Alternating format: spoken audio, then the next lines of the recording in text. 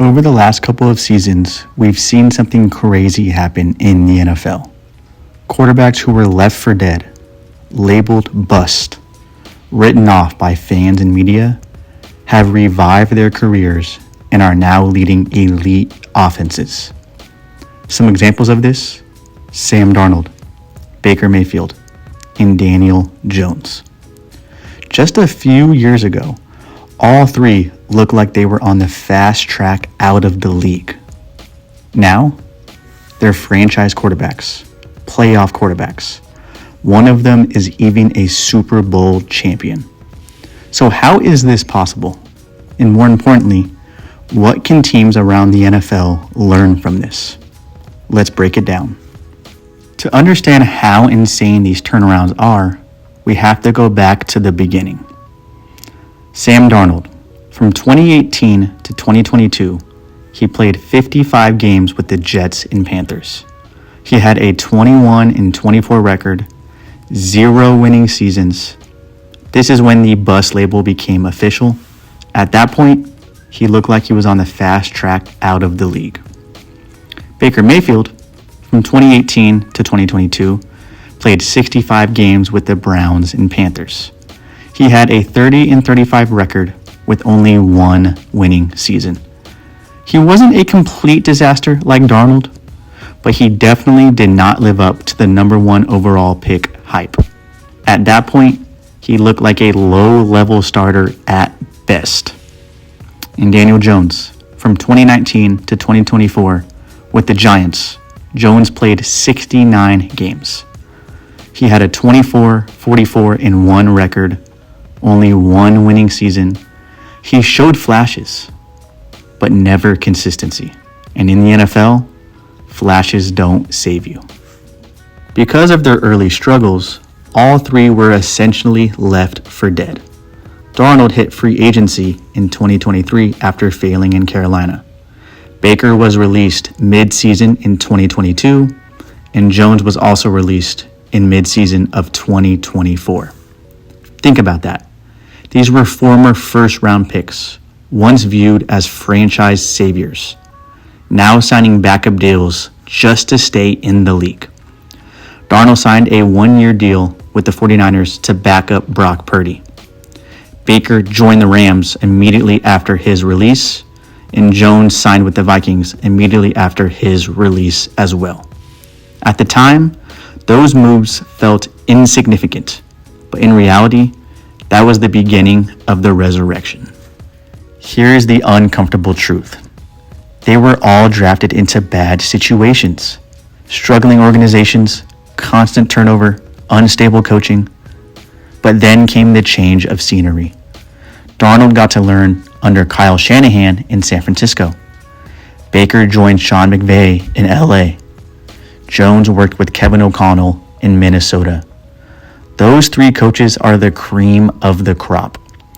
Even though they didn't all get significant playing time in those systems, it didn't matter. They learned how a real NFL offense operates. They saw detailed game planning. They experienced structure. They rebuilt their confidence. And they finally understood what kind of offense fit their skill set. Most importantly, they believed in themselves again. Then came the second chance. Darnold got the Vikings job in 2024 after a J.J. McCarthy injury. Baker took over in Tampa after Tom Brady retired. And Jones won the Colts job in 2025. And they were ready. Darnold led Minnesota to a 14-3 record, his first 4,000-yard season, and now just won a Super Bowl with Seattle. Baker has put together 3 solid seasons in Tampa with multiple playoff runs. Jones started 6-1 with the Colts before his Achilles injury and had them firmly in playoff position. All 3 went from career backup to playoff caliber starter. This proves something important. The talent was always there. They were first-round picks for a reason. They just weren't put in positions to thrive early in their careers. They were thrown into chaos and expected to figure it out. And this also proves one major thing: coaching matters.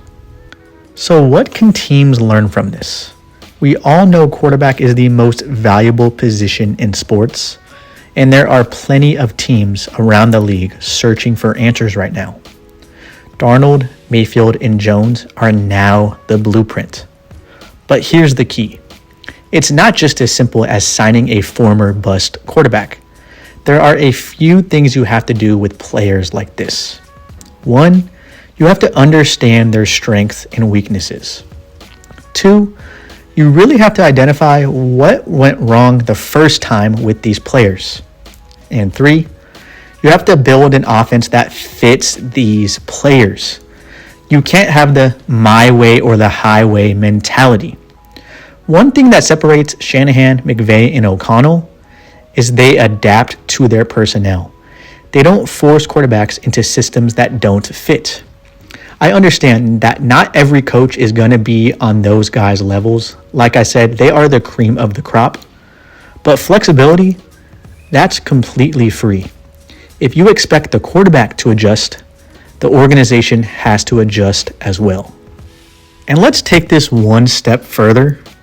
Maybe teams are giving up on quarterbacks too quickly.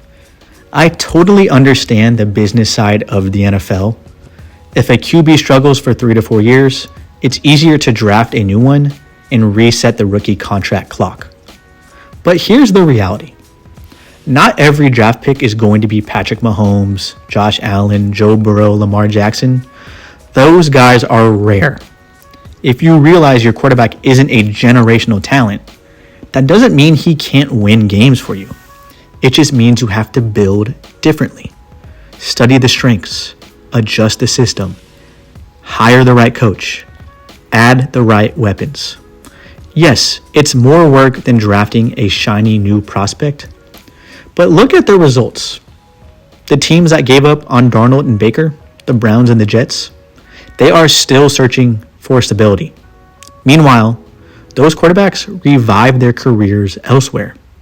Maybe, just maybe, the problem wasn't entirely the quarterback. Maybe it was the environment. The NFL is constantly chasing the next superstar quarterback, and that's never going to change. But for some teams, maybe the smarter play is developing the one you already have. Coaching matters. Fit matters. Patience matters. And if the league doesn't learn that lesson soon, there are going to be a lot more bust turning into franchise quarterbacks somewhere else.